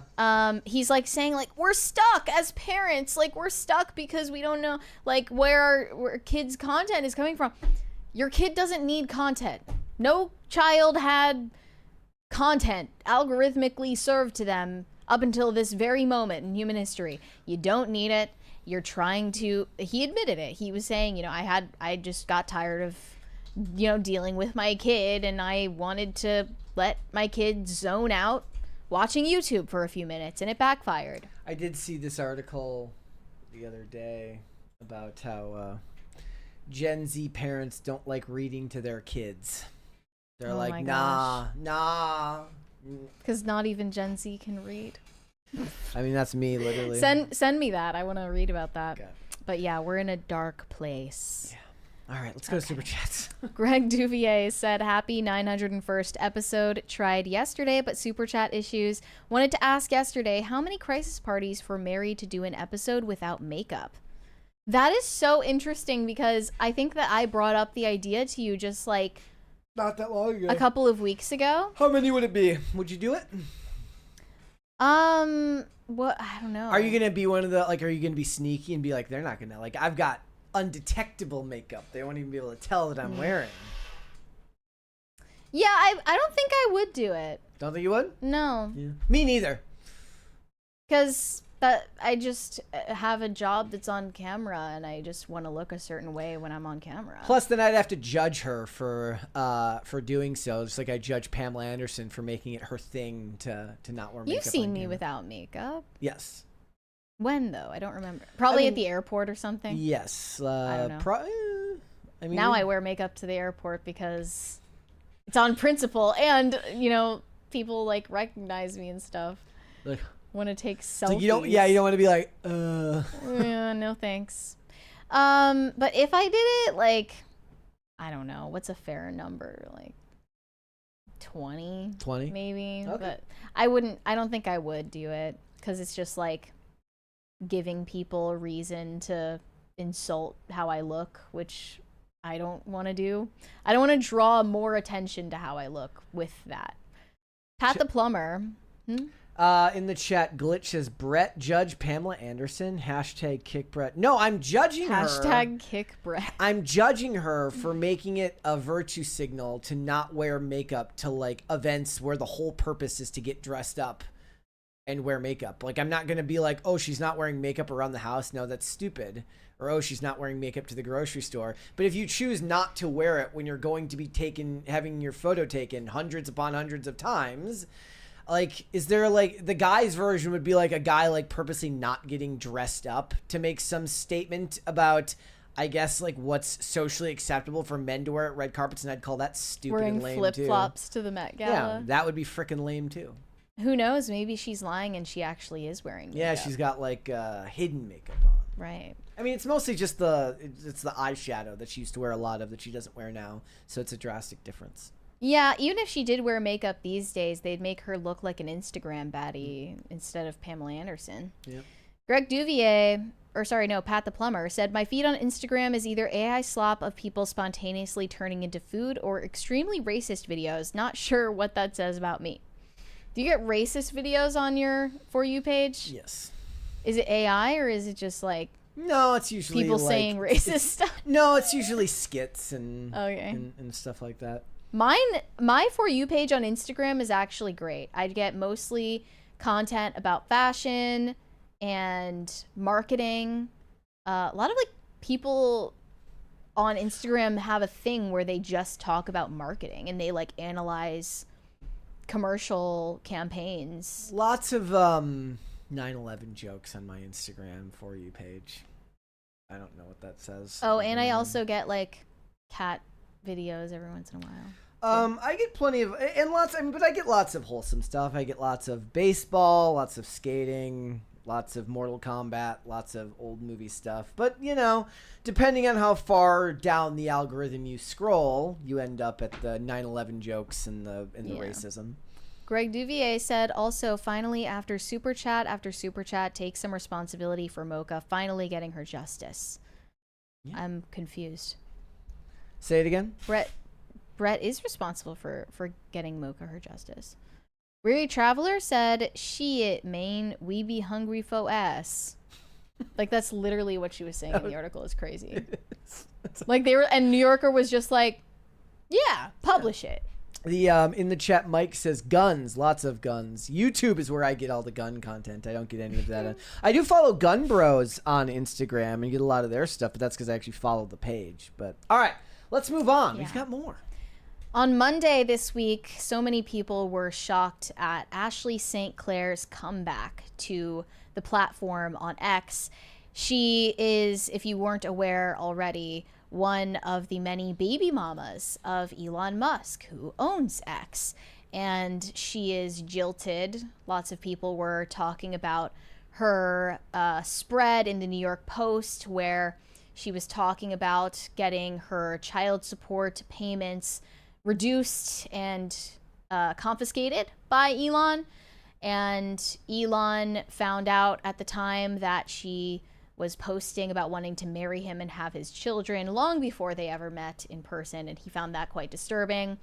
It was a whole hullabaloo. A whole hullabaloo. But now, Ashley St. Clair's destiny was sort of up in the air, and nobody knew how that situation concluded. Like, did she stop receiving child support payments overall, or is he going to begrudgingly still support this new family that he started, despite the fact that she's openly disrespecting him and possibly lying about him? And now Ashley St. Clair has since posted the first episode of a new podcast called Bad Advice with Ashley St. Clair, and then deleted it. Literally like yesterday, like the same day. Because of all the backlash that she was receiving. Yeah, but how does that work? It was like sponsored by Polymarket. Like if it's sponsored and they paid a bunch of money for it, then theoretically you should have to keep it up, right? Am I wrong about that? She have to give the money back? Right. I have no idea why she took it down. She hasn't explained why she took it down yet. And Polymarket did, in fact, sponsor the first episode, giving her a $10,000 payout to do an ad read, which she said was to cover her rent because she's getting evicted. She said she admitted she destroyed her own career while revealing she is getting evicted from her luxury apartment in New York City. Musk previously revealed that he had given her $2.5 million and was giving her $500,000 per year, despite not, quote, knowing for sure whether the baby was his. I mean, come on, dude. You know that it's yours. I mean, you know, he's like, I don't have time to go take a DNA test. Right, because you're so busy. You have enough time to hook up with random e-girls, but you don't have enough time to take a paternity test. And now Ashley St. Clair claims that all of that money is just gone. It's just gone. I have no idea what happened to it, how you could have spent that amount of money. I mean, I know my in such mind. a short time, but my mind, harps on like stupid, irrelevant parts. But is the idea here that she didn't own the apartment? She was renting it. She was renting it. Okay, so she didn't know. So the $2.5 million. I was like, if she owned the apartment, she could just sell the apartment. And I believe she said she was renting it. Move someplace less expensive. Even if that were true, you wouldn't run out of money in that short period of time. That's a lie. That's got to be fake. Or Musk is lying. Who knows? Maybe and they're then all lying. She also thanked Polymarket for doing the ad sponsorship. Quote, "The roof over my head has been brought to you by Polymarket." So let's take a look at the first clip from the show. This one here? Which I think doesn't exist anymore. I don't know. Let's play the clip here. Everything out of my mouth, a cautionary tale. Coming out of one headphone. Right. Also, I'm getting evicted, and Polymarket offered me $10,000 to do an ad read. So with that, the roof over my head has been brought to you by Polymarket. God bless Polymarket, the world's largest prediction market, where you can place bets on who's going to win the midterms, whether Trump will release the Epstein files, or how many posts Elon Musk is going to send in a day. So thank you, Polymarket. All right, now that I have sold out in the first 60 seconds, which honestly feels appropriate, like the right tone given the allegations, we're gonna jump right into this. This is Bad Advice with Ashley St. Clair. Take it or leave it. Probably leave it. And I know I have to start out with what everybody's been waiting for me to talk about, the story that's dominated the headlines, the one that made the entire world go, this can't be real life, we must be living in a simulation. Okay, it wasn't that big of a story, but okay. No. It was only playing in my bad ear, so I just turned my headphones around. Sorry about that. You must be really broke if you can't get the sound engineering right. It's literally playing in one side of my earphones as well. It's like if she's using OBS, this is like probably an issue if she has like a solo, like a soundboard. I had like a similar issue at one point. Probably a very easy fix for her. She also doesn't have a set. She's just sitting on her bed, which feels a little bit too intimate. It's kind of just Well, I mean, the issue that I saw with it Not is like putting in any She effort. took like a defeatist tone right from the beginning. If I was her, I would have just not addressed it at all and just gone for the fences with whatever you wanted to talk about. She has a platform of how many hundreds of thousands of people on X? Like, people pivot all the time from horrible stories and just pretend like nothing happened and just go on about their lives, and the people that don't remember it or already forgot go back to following their content without even knowing. You're not telling me that everybody who's not terminally on X all the time wouldn't be able to just be like, oh, didn't something happen to her? And then just go on with whatever she wanted to say about the Epstein files or But it's whatever. like kind of you're stuck between a rock and a hard place now, because all of the people on the right who are sympathetic to Elon Musk are obviously going to turn against you. But I thought like people were So mad you at have him because of to- the third party nonsense. Like that's when she should have dropped this. She should have dropped this when Elon was like, I'm creating a third party, and everybody got pissed at it. People have switched sides on him like multiple times since this even happened over Valentine's Day. Yep. But yeah, and then there are no takers on the left either, because they hate you for being a Republican and a Trump supporter. So you kind of can't win in her position, and you should probably just shut up and take the child support payments and live your life. But there was a second clip where she gets into topics unrelated to herself. She talked about the Doge employee Big Balls who got assaulted in DC, leading to the federalization of the police force. Elon Musk's Big Balls. And for the uninitiated, Big Balls is the nickname of Elon Musk's Doge crony, Edward Cortisone. And recently he got beat up. He got attacked in Washington, D.C. And depending on who you ask, Big Balls was assaulted by a violent gang. In reality, it was two teenagers. But you know, Fox News has a strict policy that anytime there's more than one black person or migrant in the same location, it's automatically a gang. 1 is a criminal, 2 is a march, 3 is a cartel. Yeah. I'm dying laughing over here. Damn, you got the whole squad laughing. Yeah. Okay. That was a zinger. That was good. That's Again, a knee slapper. I feel like it would be better to just go all in on whatever you wanted to talk about and not have like, maybe I just don't know her, but there's like a defeatist tone to everything she's doing. Well, it's definitely coming off that way, where you're like sitting in your bed pouting about how you're like broke or whatever. And who knows if that's even true. Yeah. She's also criticizing Fox News at the end of that clip there. So she's kind of like not able to decide who this show is for, because she's like supposedly this right-wing Trump supporter, but also she wants to appeal to people who hate Elon Musk because she hates Elon Musk. So she's trying to criticize the right. I don't even know what she's going for here. She also recently started a new Instagram page, and her first post has her posing in a shirt that says, "Eat the rich." What's going on? What is this? I'm here for the pivot. I'm sure this is going to go fantastic. Although the caption does say not literally. So she has a disclaimer there. This is not a call to violence against the rich. And then you can take a look at her list of who she's following, and it's incredibly revealing. Mark Zuckerberg, Mackenzie Scott, Jeff Bezos' ex-wife, Blue Origin. Okay, so that's a little dig at SpaceX. There's a photographer here, Melinda Gates, Vivian Wilson, Elon Musk's transgender identifying child, Yashar Ali, Aaron Wexler, Grimes, what is this person's name? Christina Buttons. I believe she was found out to be an adult actress, and the official account of Rivian, the #1 competitor to Tesla. So it's all cars. it's a study in pettiness. Don't you just want to like focus on your own life? Like this is that's So weird. Life is like way harder when you focus only on the way others have wronged you or the way you perceive that you have been wronged. And that's right on brand for somebody who thinks a lot about, I guess, revenge. But it's not a fulfilling existence, and trying to get revenge on a guy like Elon Musk who's worth like $1 gazillion is a lesson in futility. It's just so embarrassing. It gives me secondhand embarrassment.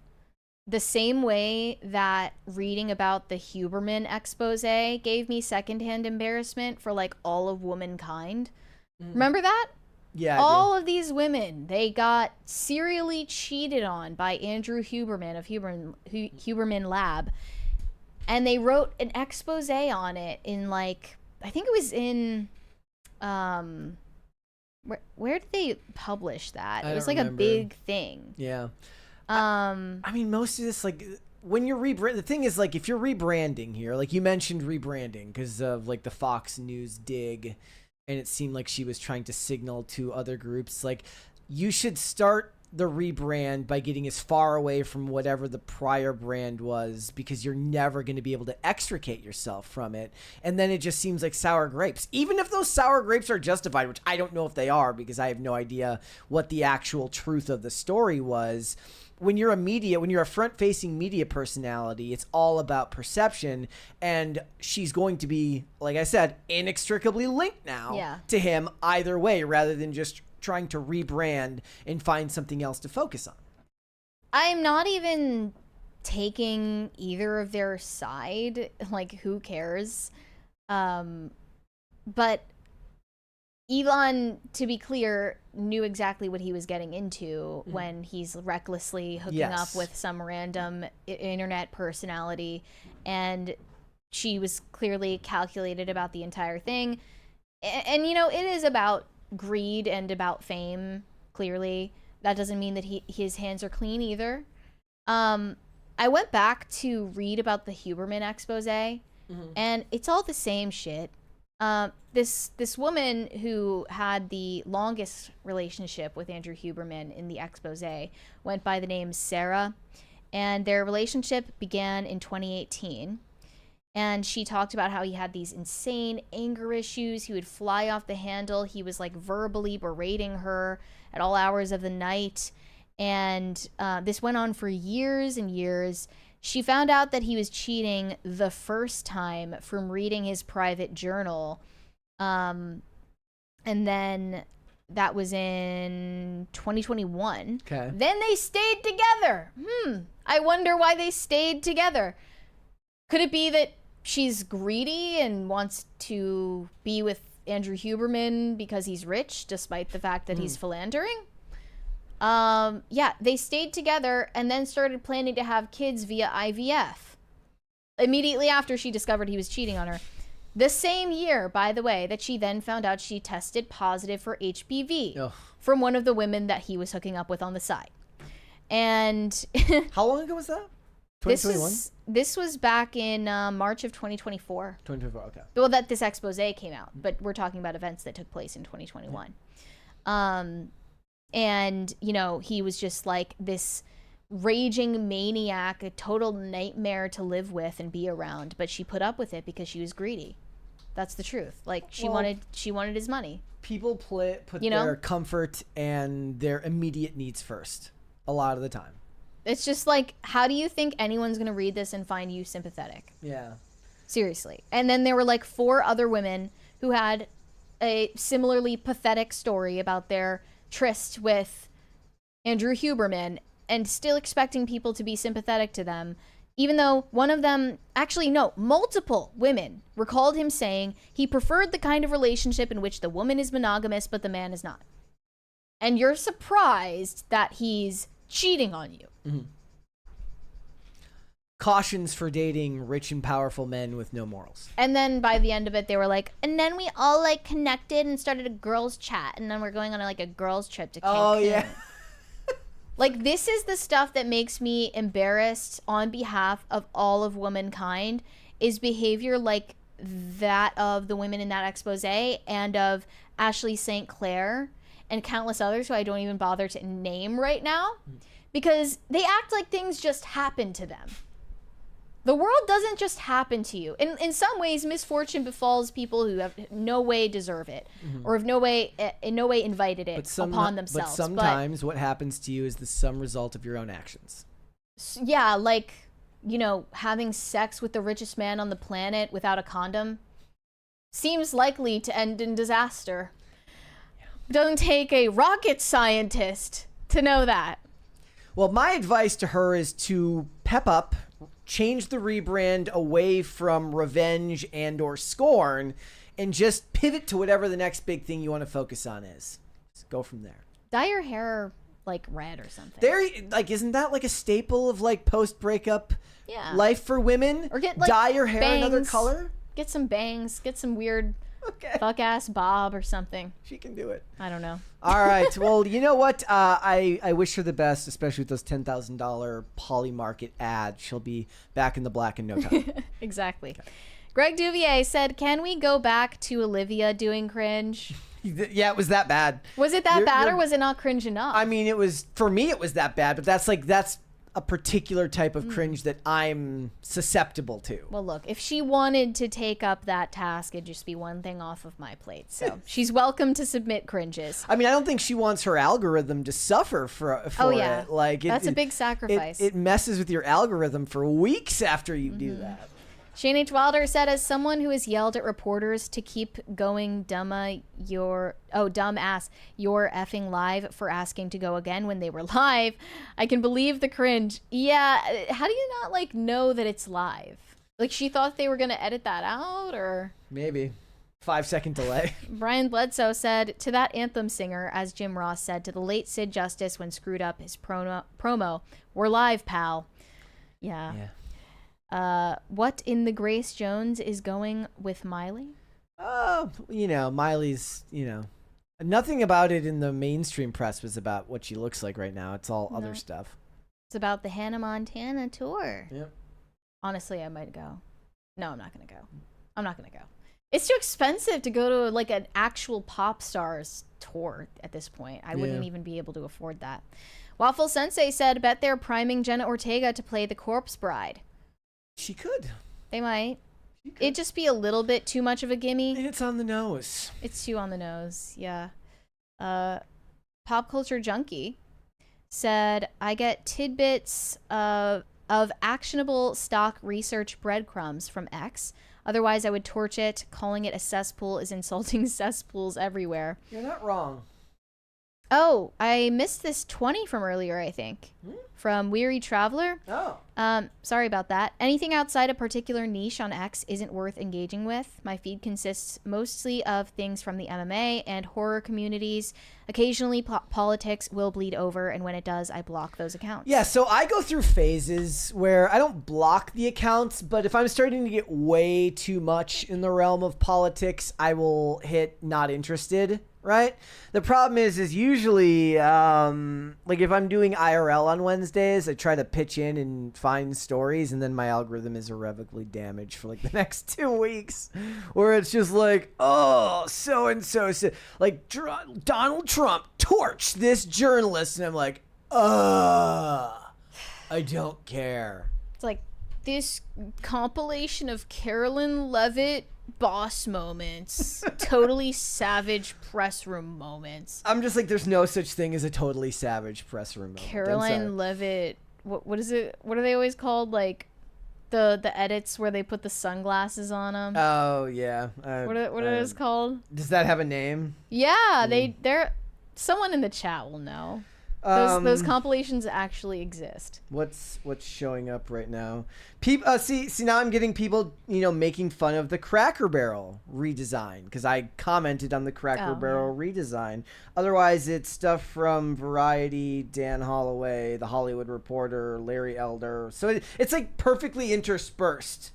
Like it's like politics, pop culture, politics, Hollywood. It's like every other one is. I do need to step up my game on Twitter. I should post more often than I do, but most of the time I just don't scroll for long enough to find something I'm opinionated about by chance. Yeah. I get bored so quickly on X. I'm always most impressed by people who just have takes about something that they're not reposting. Like all mine are like somebody said something. There's like some casting announcement for a movie I think is stupid, and then I have to share my thoughts on it. I don't just sprout ideas and say I need to say this. It doesn't work for me. I like doing that. Like I do have thoughts I want to share that aren't reacting to anything, but usually tweets perform better when they're a reaction. Correct. Actually, I'm like kind of lying. I do plenty of actually posts that are like that, but you know, whatever. They're not as good. I did laugh about the Rhode Island special assistant AG who was like, "You're gonna regret it for arresting me for being a drunk piece of shit." Like that because you know you see those characters in movies or shows and you're like, that's not real. Do you get body cam footage on your For You page? Yeah. I don't, thankfully, but Yeah. there's a lot of that. Oh, it was the last thing was like the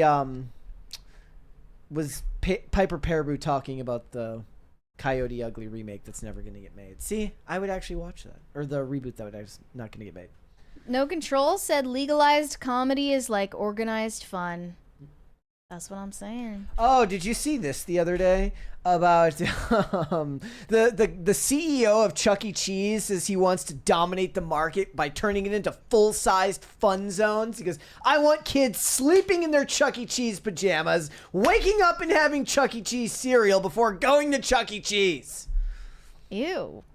Nope, we need this level of delusion back. What is a fun zone? You know, it's like instead of like a small little building, it's like a small little office. Like it's a like Dave a whole, and Buster's. Yeah, like or we a Chuck E. Cheese Dave and Buster's. We had like go crazy. We had what was called Discovery Zone where I was growing up. I remember Discovery Zone. Discovery Zone, and they were basically like awesome. little children's American Ninja Warrior death pits that were amazing, and that's what they want Chuck E. Cheese to be again. And I said this is exactly the type of like Coke-induced CEO rhetoric we need to make America great again. Chuck E. Like, Cheese cereal. A CEO should be delusional with his hope for the future of his company. Is the Chuck E. Cheese cereal going to be cheese flavored? Like, I don't know how I feel about that.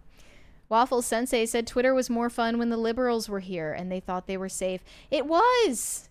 We had more actual disagreement taking place on Twitter when it was Twitter, not X. I mean, so I do find it interesting. Like, if I read a take or a post from something that I disagree with, I would rather see it posted from an account that's likely to disagree with it because I want to gauge the culture of what people are saying about it rather than seeing just a bunch of sycophantic responses. I want to see what the actual outlets viewers like read the TMZ comments sometimes. They do have a comment section on the TMZ website. I will read them sometimes. It's interesting. Grolgar said Mary yearning for the jack boot on her throat.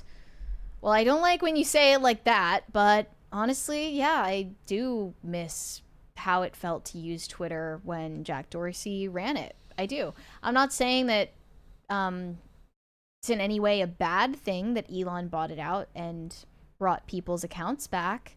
I just think, like, we could have had free speech on Twitter and kept it as Twitter and also not monetized rage bait. Yeah. We could have had all of those things. I mean, he could have just bought Twitter and not monetized it. Yeah. Easily. And it would have been really fun. Spawn Freak said, so is the Smeagol look the hot new thing now? Yeah, I think I'm sporting it. I made the Gollum look hot. Are you gonna would you ever try microbangs? Never. Never? Never. Weary Traveler said, get these woke women off my pop culture podcast slop now. Wait, who are the woke women? Does that mean you? Are I'm the woke. Women? I'm a woke woman. And I'm the woke. You found out. The woke one too. You found me out. Shane H. Wilder said, I'm glad someone likes how my mind works. Everyone else just thinks I'm tarded. LOL. And also said, no kid needs an iPad or a smartphone. Yeah, it's a worrying number of them that do. I think at this point it was a quarter of children under 8. Or no, a quarter of children by the time they turn 8 have their own smartphone, which is terrifying. Couldn't be me. I mean, when I was in high school, like kids were just text messaging, like getting into text messaging, and I was like watching kids cheat on tests because they were texting each other the answers. Poor broke Brett could not afford a cell phone at that time. Could you read that far away? No. And at that time it was so alien, the teachers didn't even really gauge what was happening as cheating. That's funny. Yep. Adam said those AI videos are like the X posts. They're farming the viewers, and I'm pretty sure it's China doing it. Plus, I'm pretty sure certain that Meow Meow Meow song is a Chinese song. I mean, I wouldn't be surprised if all of that was a psychological weapon from China. Oh yeah, I mean, I wouldn't be surprised if it originated in China or like Chinese-owned companies. But the Meow Meow Meow song is just the same melody as What Was I Made For by Billie Eilish. So she's responsible for that. It's her fault. But that's a good theory. I would like to find out who's behind it. Dingus Khan of Gongolia said, I watched a guy get hit by a car when I was 6, and it was less disturbing than those YouTube videos. The ant one particular was no bueno for me. The ants crawling out of the that's a big no from me, dog. Yeah. There were more that he didn't narrate. There's like someone, beating a dog with a shovel or something. Like, it was insane. And like abusive parents as well, like dad beating up the baby. Gross. And I'm equally grossed out by the parents who let their kids watch this shit because they don't care. And they think that they're entitled to basically abdicate their responsibilities. And it's embarrassing for them. We got some Rumble rants here. Susie Horton says, the bats in your chimney that we heard yesterday are actually a type of bird called a chimney swift. They really like to nest in chimneys for some reason. Does that mean we can get rid of them now? I don't know. The pest control people said it's bats, so I don't know what to think. Token MAGA says, to all the other Gen Zs listening, James Hetfield was 28 years old when he played in Moscow in front of 1 million people. Gen Z artists cannot compare. The video that we did about Gen Z artists can't sell tickets did pretty well. How many people did he play in front of? 1 million. Wow. Yeah. Broody Gambit says TMNT 2007 is probably the best TMNT movie, but the 1991 is also very good and holds up well. Fun fact, it was the highest grossing film from North Carolina until Talladega Nights in the mid 2000s. 2007 one was animated, and like animated movies have just never really, I do like that movie. I had a friend who really liked that movie, but it was fine. But yeah. It was the 1991 just holds a very. I watch it every year. I make Olivia watch it now. She has to, just like she has to watch Independence Day with me on the 4th of July every year. She has to watch 1990 Teenage Mutant Ninja Turtles at least once a year. I would have thought Bull Durham from North Carolina. Yeah. What is this? Bounciest Sky says, I always miss the show. Made it today. Thank you for tuning in. We appreciate it. Are we all caught up on Rumble? Yes, we are. Okay. Lindsay Stiltner said, I am I think you mean a mom, to a 2-year-old. When he comes to my house, there is absolutely zero TV. I started a pumpkin patch with him. Cute. That's awesome. Is that where you make the pumpkin spice lattes in the pumpkin patch? Oh, you have no idea how excited I am for pumpkin cream cold brew to come back to Starbucks. The pumpkin spice products are already out at the grocery stores. Like the seasonal ones. It's coming to Starbucks on August 26th, and I am ready. Ready? It could not come soon enough. I was like, last year I posted like some pumpkin spice cereal on X, and somebody got like really mad. They're like, you don't understand the lengths to which pumpkin spice products have permeated the market. Like, you're just covering the. I was like, bro, I just thought it was kind of funny. Like, who cares? Okay. Everyone's gonna get mad at pumpkin spice and call it racist again. Wait, is it still racist? Because I don't know. Maybe the vibe shifted and it's not racist anymore. We'll see. Shane H. Wilder said, "Dog screwed up by trusting Miss Rachel." Yeah, just they shouldn't be trusted regardless. I don't think that kids should be watching hours of anything. Greg Duvier said, I'm talking responsible for justice for Mocha. Because he, on a regular basis, sent super chats calling for justice for Mocha. Look, Greg, you are extremely influential, and I do take heed of all your super chats calling for justice for Mocha.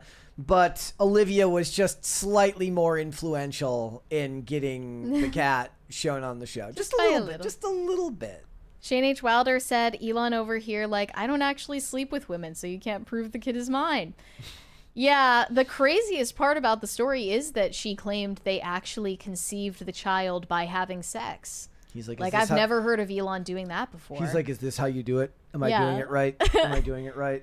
Pop Culture Junkie said, haven't posted on X, Twitter since 2013. Very proud. Like, you know that while they were doing it, Elon probably checked his notifications at least once.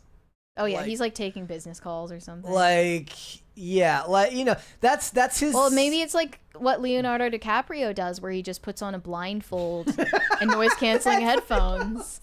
Because he's autistic, he can't, like, handle all of the sensory information. Yeah, I mean, I think it's because he's old and he doesn't want to hear his joints popping when he's doing it, but that's just me. Corey Anderson said Corn Pop was a bad dude. True. Shane H. Wilder said Discovery Zone was the ish. So many childhood injuries. Good times. Apparently it's like Blockbuster, and there's still one in existence. Yeah, I've considered taking the pilgrimage to the one remaining Blockbuster, but where's the Discovery Zone though? Well, yeah, I would be interested to know where that is. That's on my list, along with visiting the house from the final 28 minutes of the first Scream movie, which rents itself out as an Airbnb during the Halloween season. The people who own it now. I don't remember any crazy obstacle courses at Discovery Zone. I just like played with. I must have been pretty young. I played with like toys and did puzzles and stuff. Did they have like actual obstacle courses? Yeah, it was like nets that you climbed up, and then ball pits and all that stuff. I remember that being there, but I never did any of that. Okay, it looks like the last one is in Kentucky. It's in Florence, Kentucky. It's a 7-hour drive, Brett, if you feel like making a pilgrimage. There's the house that I wonder how much it would cost, but this was from 2021 that you can rent out the house from Scream 1 during the Halloween season. A lot of teenagers died in that house in the movie. Yeah. It's not like the Annabelle house, like nobody actually died. Yeah. I know you can rent out the Twilight house, like Bella's house in Twilight. It's probably so expensive. Like, whoever owns that house is just making bank. I do laugh when people buy a house from a famous show and then they're mad when people come. Like, the people who own the house from Breaking Bad's like, everybody stops by. Why are they harassing harassing the us? house? Yeah, you bought the Breaking Bad house, dude.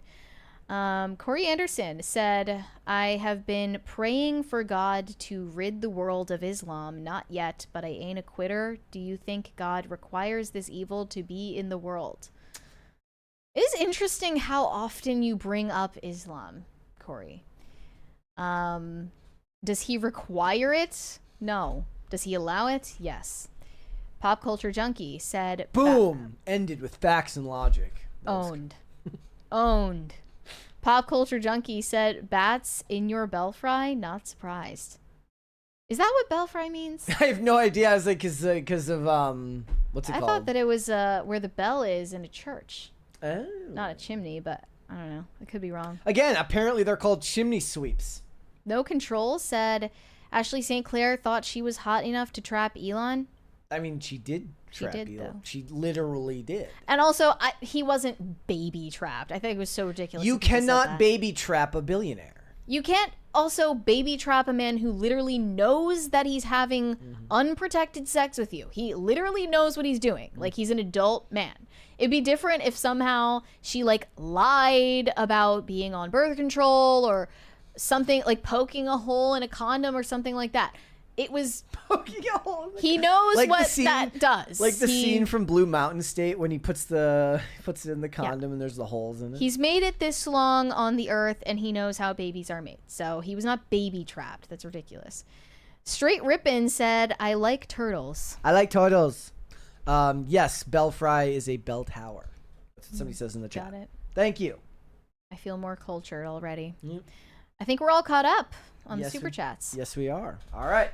All right, guys, before we go, would you hit the like button on this video, please, and subscribe to the channel if you are new here. And I do say hit the like button because I'm going to check where we're at now. We are at 518 likes. There are still over 1,000 of you watching us right up to the end of this stream, so we should get those numbers higher. Those are rookie numbers. We need to get those numbers up.